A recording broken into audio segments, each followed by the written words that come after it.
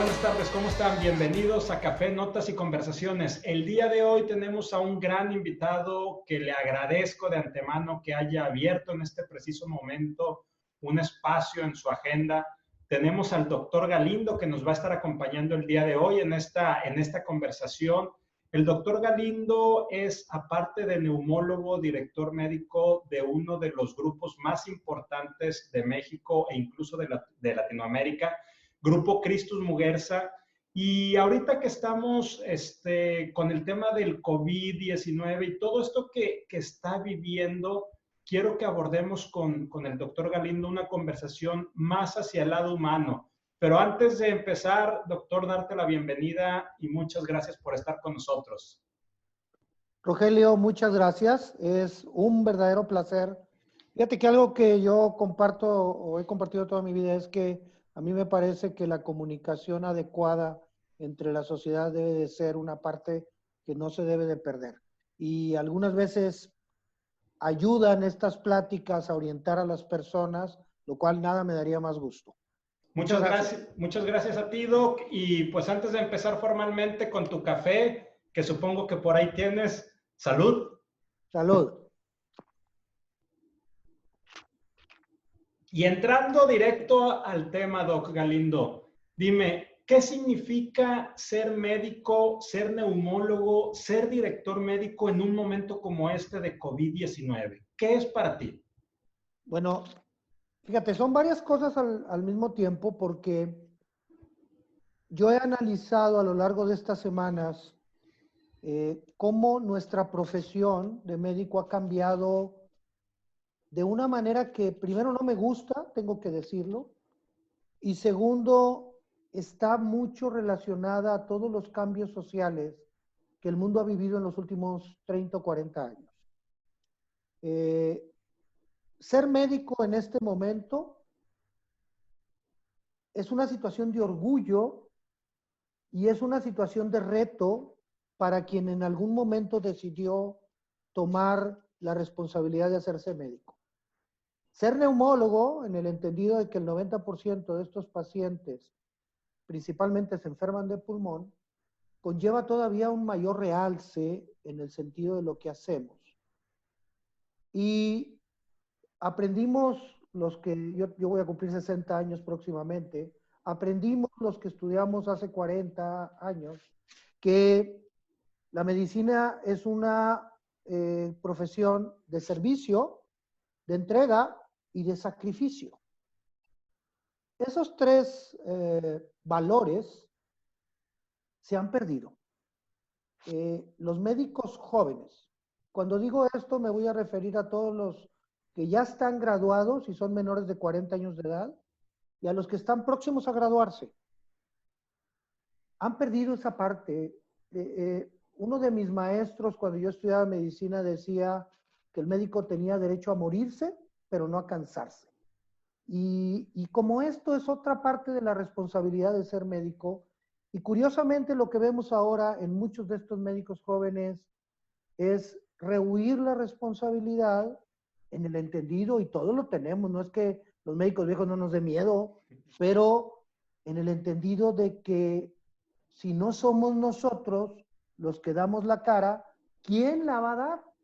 Y en ese sentido a mí sí me preocupa mucho lo que estoy viendo. Creo que algo en el camino dejamos de hacer para que esto se... No estoy diciendo que todos lo hagan, ¿eh? Sí. Pero sí una gran mayoría y sí es preocupante. Ahora, visto desde el punto de vista de la especialidad, debo decir que esto es...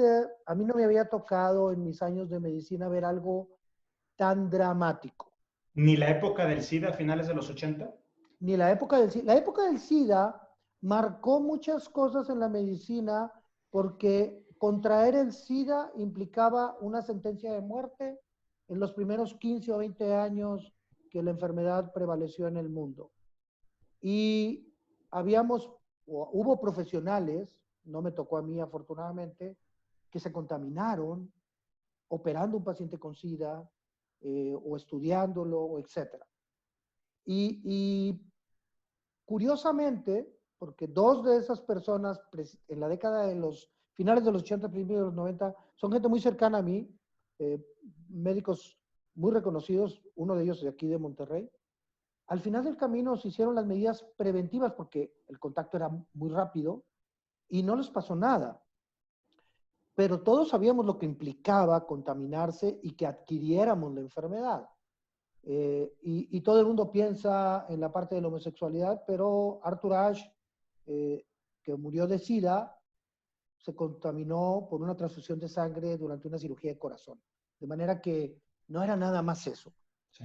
Esa es la parte que, aún con eso, los médicos nunca rehuimos la responsabilidad de estar al frente. Luego nos toca ser el país cero cuando la influenza H1N1 y fue una situación bien crítica. Eso fue hace 10 años. Hace 10 años. Pero fíjate que algo, Rogelio, que a mí me llama mucho la atención y que estoy cierto que es, hemos oído históricamente que la prensa es el cuarto poder o los medios de comunicación. No, el cuarto poder son las redes sociales. El cuarto poder hace que si algo pasa ahorita en Australia, en menos de unos minutos lo sepamos aquí. De manera que toda esta paranoia que se ha generado a nivel mundial, una buena parte ha sido generada por las redes sociales que desgraciadamente no tienen un filtro o control y cualquiera puede opinar. De manera que si tú no tienes la capacidad de ser crítico, puedes caer rápidamente en el garlito y acomodarte a lo que están sugiriendo la masa, por decirlo de alguna manera, y que no necesariamente es lo más correcto. Y la tercera parte es como líder de un sistema de salud.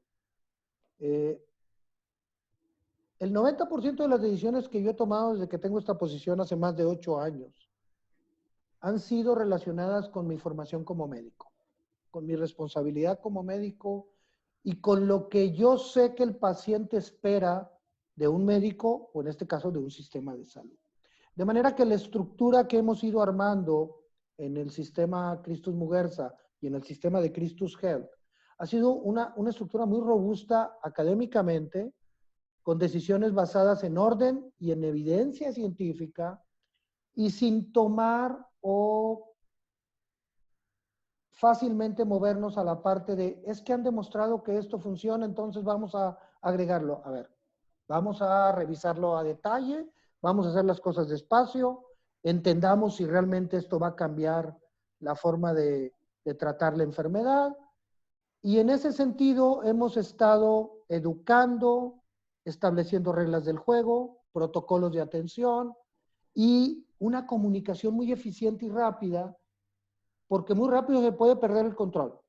Entonces yo te diría en esos 3 grandes ramas, es como yo veo las 3 partes que me preguntas. Déjame, me detengo en la primera y en la tercera y más o menos nos vamos al mismo tiempo. Tú ahorita decías el tema del miedo. A final de cuentas, y hay una frase que yo utilizo mucho, no importa el contexto en el que estemos, a final de cuentas seguimos siendo humanos y el miedo es naturalmente humano. ¿Cómo le haces tú para manejar el miedo y para liderar gente que humana y naturalmente tiene miedo? Porque déjame te platico desde como lo estamos viviendo quienes no somos médicos es, oye, nos estamos enfrentando a algo totalmente diferente, algo que el único antecedente que tengo es la novela de Stephen King de Apocalipsis, que parece que lo está describiendo, la escribió a finales de los 70, parece que en la novela describe exactamente lo que está sucediendo. Entonces es miedo. ¿Cómo enfrentas tú como doctor el miedo que en tu caso lo tienes más manejado, tienes mucha experiencia y en posiciones de liderazgo, pero cómo hacerle a los médicos jóvenes, al personal de salud joven, de decirle, bueno, es válido el miedo, pero esta pasión y esta entrega, pues hay que manejarlo, hay que hacerlo. ¿Cómo lo manejas tú y cómo lo lideras a quienes lo tienen? Fíjate que la primera premisa que yo siempre he usado para tomar decisiones como médico y luego como líder, están relacionadas con la evidencia científica. Yo soy una persona que me gusta estudiar mucho lo que está pasando, porque estoy convencido de que entre más sé de lo que está pasando, en todos los aspectos, es más fácil que yo sepa qué hacer. Y voy a empezar por la parte, y lo voy a decir muy rápido porque no sé, el tema no es para esto, desde conocer el virus y saber lo que es capaz de hacer. Algo que ha sucedido en estos últimos meses es que el mundo, no voy a decir si los profesionistas de la salud o no, le han conferido propiedades al virus que no tiene. El virus no piensa, el virus no camina, el virus no está viendo a quién lesionar, no es como el depredador que quiere atacar a alguien. El virus es una partícula de ácidos nucleicos que lo único que quiere es sobrevivir. Eso es todo lo que hace el virus. De ahí ya no se mueve. De manera que cuando tú conoces todo el contexto, desde lo que lo está generando, a las respuestas del cuerpo y a lo que puedes hacer, y a cómo te puedes proteger de manera clara, y es lo que hacemos ahorita en el grupo para ofrecerle la protección a los médicos y al personal de salud nuestro, está perfectamente justificado y estudiado. No tienes que andar como un astronauta de la NASA, tienes que ser muy cuidadoso y seguir los protocolos y cuidar las cosas. De manera que a mí me parece que, como ha sido históricamente, el conocimiento es lo que hace que te dé tranquilidad tomar las cosas como deben de ser. La segunda parte es la responsabilidad que como servidores de la salud, como médicos tenemos, para ayudar al paciente o a los pacientes, de manera que tú tienes que pensar siempre en cómo hago que esta persona, aún enferma, no progrese, no evolucione mal. Y esto tiene muchas aristas. Algunas veces no podemos hacerlo. Yo creo que el sentimiento, y lo he dicho, fíjate, desde que tenía, yo creo, 33, 34 años, porque 25 años de mi vida hice terapia intensiva, y yo decía que el sentimiento más ingrato que puede tener un médico es la impotencia. Y hay momentos en que, bueno, pues no somos Dios. Hay una impotencia y esto hay que aceptarlo también. Pero lo que uno no puede decir es, como hay gente que se va a morir, pues ¿para qué hago algo? Mejor me espero. No. Yo creo que entre más cosas haga, que eviten que menos gente se vaya a morir, que menos gente sufra, que menos gente se ponga grave, hay que hacerlo. Y ese sentimiento que nace de la vocación y del respeto que yo le tengo a esta profesión, hace que yo me pueda mover en los dos lados con mucha soltura. Debo decir que me gusta la situación en el sentido de el deber profesional, aunque no me agrada lo que está pasando, por supuesto. Entonces, el tema del miedo en este contexto, desde el contexto de profesionales de la salud, desde tu experiencia, tiene que ver con el conocimiento y con el cuidado, es decir, seguir los protocolos adecuados. Y lo que estoy entendiendo también manejando este tema del miedo es que tiene que ver también un tema de rutina, de disciplina, de hacer lo que uno tiene que hacer, ¿verdad? Y entiendo también que eso minimiza, no existe nada que te exente de algo en esta vida, pero evidentemente minimiza mucho el riesgo.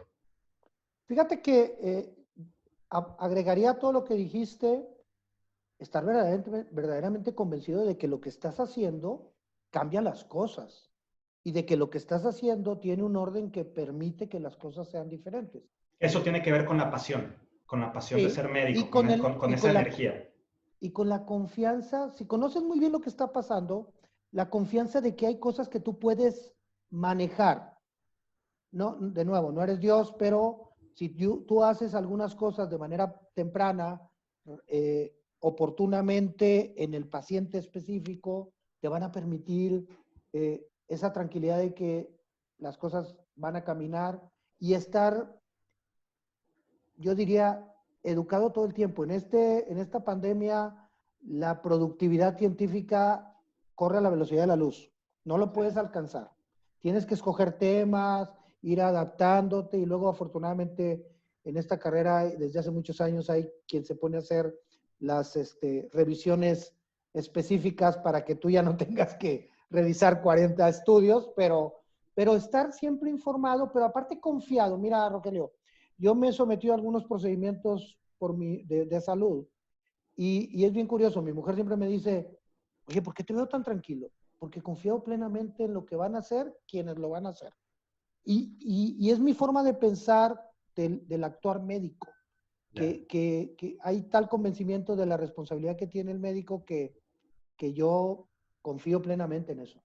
Ahorita me decías, doctor, que hay mucha gente que está haciendo mucha investigación y que hay gente que te ayuda a hacer esa discriminación positiva, pero también al principio de la conversación, ya era el otro tema que quería traer aparte de la confianza, decías que se están haciendo muchas cosas, y no estoy hablando de charlatanería, sino de intentos médicos, quizá no con ese rigor científico, pero están haciendo muchas cosas. ¿Cómo le haces? Porque quiero pensar, al menos para esta conversación, que estas iniciativas que se están viendo en muchas partes son iniciativas de buena fe. Puede ser que no con el conocimiento científico exacto, pero obviamente si estamos partiendo de la buena fe y la gente lo está haciendo, tratar de buscar una cura, pero también hay gente que hace esa discriminación de qué sirve o no sirve. ¿Qué haces con ese bonche de información y cómo tratas de discriminarlo? Y de repente te dicen, oye, funciona este medicamento, no, este no, es este. Y luego resulta que pues estos medicamentos se contraponen, ¿verdad? Nada que ver el uno con el otro. Y luego esos mismos medicamentos o tratamientos empiezan a dar resultado, pero pues ya no sabes si es chiripa o no es chiripa, o me regreso al libro de Stephen King, que obviamente no es médico, pero cuando empieza la pandemia en la novela, se dan cuenta que había gente que no le daba, no tenía ningún problema y no entendían lo que estaba pasando. ¿Qué haces para que, por un lado, no caer en la charlatanería, pero tampoco puedes a priori desechar todo? ¿Qué haces tú ahí, Iván? Lo primero que te diría, y que tienes toda la razón, es que la gran mayoría de los profesionales de salud que han publicado algo, lo hacen pensando en la buena fe de que lo que están sugiriendo va a funcionar. Yo en eso estoy convencido. Nada más que en todos los órdenes de la vida, en las profesiones diferentes, incluso en los hobbies, uno tiene a los guías. Y no es lo mismo que yo lea un artículo médico publicado por Johns Hopkins o por Harvard Medical School, que un artículo de un profesional de la salud italiano que sufrió mucho, pero que no es respaldado por ninguna institución académica. En nuestra profesión, el peso académico es valor, y no me refiero al dinero. Es un valor, yo te diría, algo que me acaba de pasar hace un par de semanas y que entiendo que es por las presiones políticas que existen en el mundo. Pero Anthony Fauci ha sido desde 1987, te puedo decir hasta el día que estaba leyendo su artículo, mi ídolo, es un tipo... Él es médico. Sí, claro, él es el director del Instituto Nacional de Salud de Estados Unidos desde hace 34 años. Y es un tipo que tiene una cantidad de artículos publicados médicos, es infectólogo, tiene un poco de conocimiento de la alergia, y es un genio el tipo. Pero cuando ves, claro, es un Anthony Fauci de 70 y tantos años, quizás hace 20 no hubiera hecho el caso que le hizo a Donald Trump, pero la presión social y las redes sociales y los políticos generan que incluso algunas personalidades se quiebren. Yo he estado participando en algunos webinars de medicina con amigos míos de todo el mundo. Y hay un amigo mío guatemalteco que trabaja en San Antonio que es conocido en México como el Mil Usos porque es capaz de trabajar en 3 diferentes patologías y hacerlo de manera excepcional. Se llama Antonio Anzueto. Y cuando él da una exposición del problema y del tratamiento, nunca se sale del contexto científico.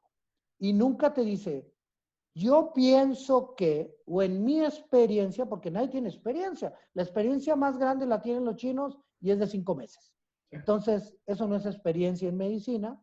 De manera que lo que hacemos quienes nos confiamos mucho en el rigor científico es no perdernos de seguir este rigor científico. Si el quien está dando la opinión no tiene un rigor científico, desde ese momento lo desechas. Hay reglas incluso, Rogelio, para leer un artículo médico. Y nos daban clases hasta para decir, ¿sabes qué? Tíralo a la basura, no lo leas. Aún en revistas de renombre, ¿eh? Es interesante.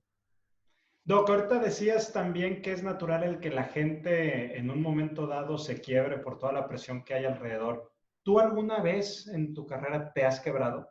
Eh, Platícanos. esa es una muy buena pregunta, porque yo decidí ser médico a los 5 años de edad. Y recuerdo muy bien, porque yo entré a la facultad a los 16 años, que en mi casa no me aguantaban y metieron a los 5 a la primaria. Pero yo me acuerdo que antes de entrar a la facultad, era para mí impresionante cada vez que surgía la casualidad de que pasáramos enfrente de la Facultad de Medicina de la UNI. Era para mí como pasar enfrente de la catedral. O sea, para mí era... Y el día que llegué ya por primera vez, entré al recinto, que era enorme, y te perdías en ese lugar si no lo conocías. Bueno, para mí era... Y luego terminar la carrera, había muchos sentimientos, la familia, mi padre, que nunca, que no fue profesionista, pero por algunas razones tenía muchos amigos médicos, de manera que él era muy, muy importante para él la medicina. Y bueno, pasó todo esto y entró a mi especialidad y era residente de primer año de medicina interna, tenía 24 años de edad y en el HU las 15 camas que tenías a tu cargo eran tu responsabilidad completa. Todavía como estudiante. Residente ya. O sea, Ya. yo ya estaba graduado como médico y era mi primer año de residente de medicina interna. Te estoy hablando de 1984.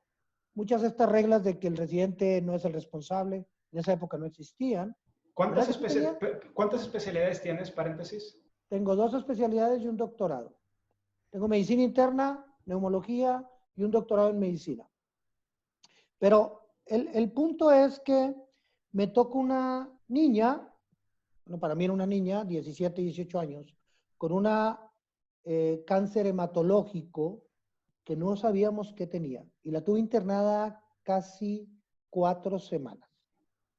Establecí y rompí la regla de oro de la medicina. Me involucré.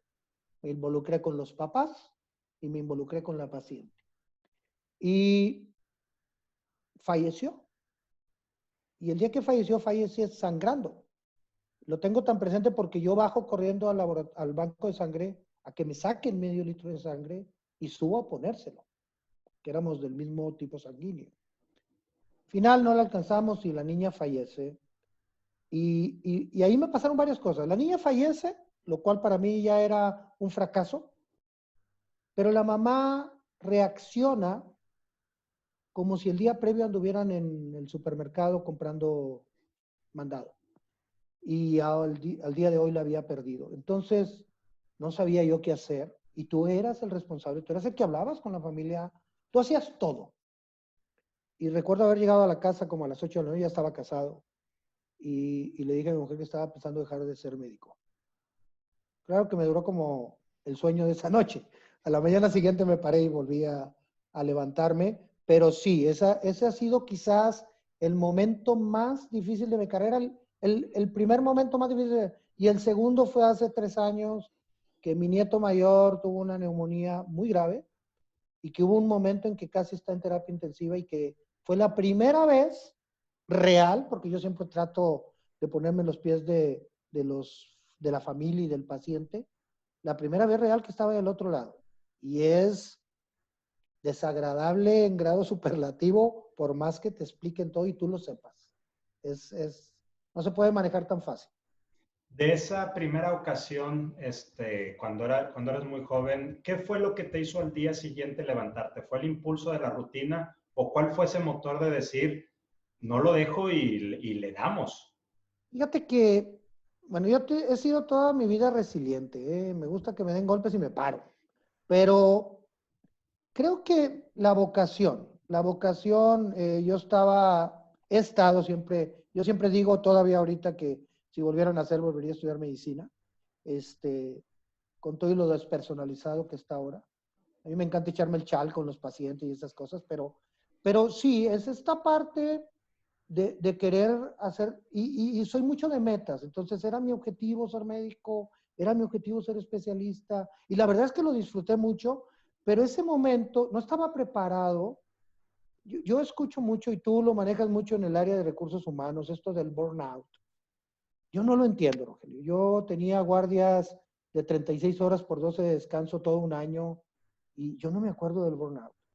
Fue cuando me hice novio de mi mujer, que al año siguiente me casé, a lo mejor era el burnout, y por eso me casé, pero bueno, el punto es que hay una parte, yo sí... ¿Estás consciente que tu mujer va a ver este episodio, verdad? Sí, Sí, sí, ok, totalmente. ok, Me ok. conoce totalmente, Y sabe si que no, soy y si no, yo se lo envío.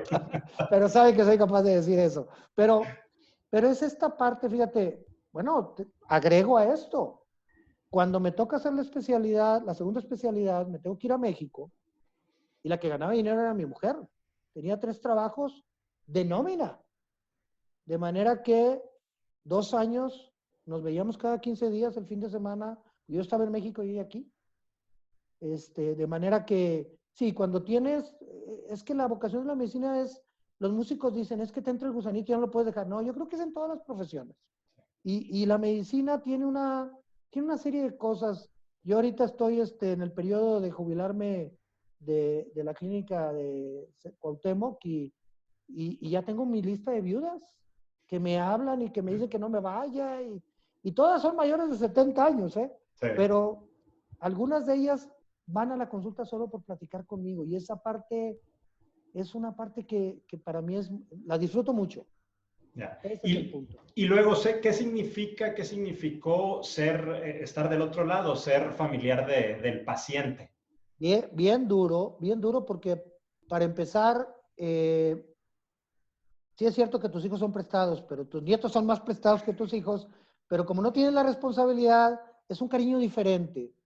Y luego cuando lo veo que se empieza a enfermar y que, fíjate, Rogelio, todo se hizo de manera puntual siguiendo el protocolo, y a pesar de eso, el bicho era tan agresivo que seguía avanzando. De manera que hubo un par de días que estuvo muy, muy mal, con mucha fiebre y la mayor parte del tiempo, no inconsciente, pero obnubilado. Y los médicos volteaban y me decían, ¿cómo ves? Y yo les decía, no me digas cómo ves, yo soy el abuelo. A mí, y además yo no veo niños. Porque aparte estaba internado en Cristus Muguerza, donde eres director médico. Y aparte tenía una pulmonía, que soy De tu neumólogo. especialidad. Entonces, en la casa del herrero, asadón de palo. De manera que sí, para mí, esa experiencia, yo siempre, aún en esos casos, siempre saco lo bueno de las experiencias. Eso me hizo ser mejor médico para acompañar más a mis pacientes y a sus familias, de una manera que, aunque siempre lo he procurado, esa experiencia me permitió ver muchas cosas que no las puedes ver si no las vives. Esa es una realidad. Sí. Doc, para ir cerrando el episodio de hoy, queremos escuchar alguna historia positiva del COVID, una historia de éxito, algo chiquito que ya fue demasiado de estarnos llenando de la tablita esa del Instituto Johns Hopkins y toda la gente que está infectando, toda la gente que se está muriendo. Danos una buena noticia, cuéntanos una historia de éxito. Tengo una muy cercana, muy, muy cercana, médico, neumólogo, compañero mío en México, que vive en Monclova. ¿Uno de tus mejores amigos? No, él es un par de generaciones abajo de la mía. Pero cuando yo voy a México me toca una situación muy curiosa. En el Instituto Nacional de Enfermedades Respiratorias, en esa época, la mayoría de los que se entraban ahí entraban como del servicio social a hacer la especialidad, y entonces el primer año hacían un año de medicina interna y luego hacían 2 años de neumología. Yo hice un año que se llamaba residencia rotatoria, 3 años de medicina interna y luego 2 de neumología. Entonces, en lugar de 3 hice 6. Pero cuando llego al instituto ya soy internista. Y el internista que le daba la clase a los residentes de primer año renuncia, por la razón que decir, yo no sé por qué se fue.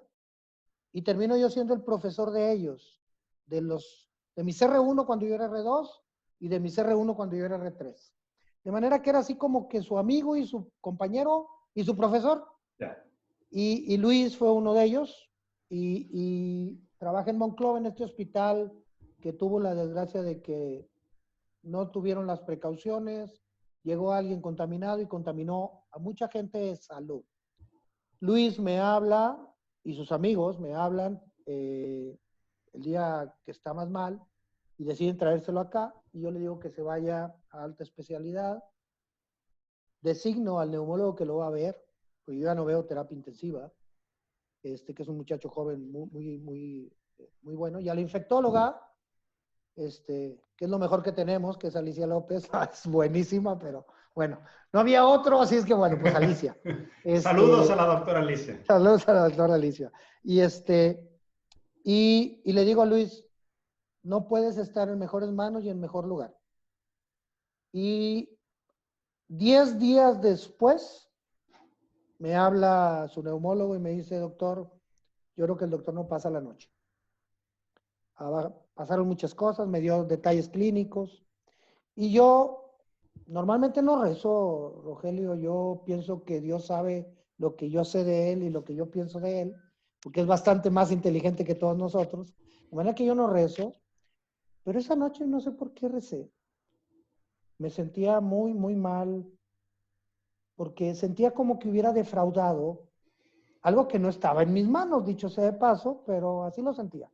De manera que a la mañana siguiente me habla Sergio y me dice, no sé qué pasó, doctor, pero mejoró la oxigenación y vamos a aguantar. Bueno, Luis se fue hace 2 días a su casa, a Monclova, vivito y coleando. Le hicieron un reportaje, iba feliz y no he hablado con él todavía, me voy a esperar a que esté en su casa tranquilo y probablemente una semana o 2, pero es increíble lo que pasó. Esta enfermedad ha generado muchos pánicos, pero hay por ahí un video de un cómico político americano que trabaja habitualmente en HBO. Buenísimo. Los virus han estado aquí antes que nosotros y las bacterias están en todas partes. Y lo que nos salva es nuestra constitución y el sistema inmune. Particularmente en situaciones donde no hay un tratamiento específico. Hay muchas enfermedades en las que sabemos, yo doy el antibiótico tal y en menos de 3 días el paciente va a hacer otro.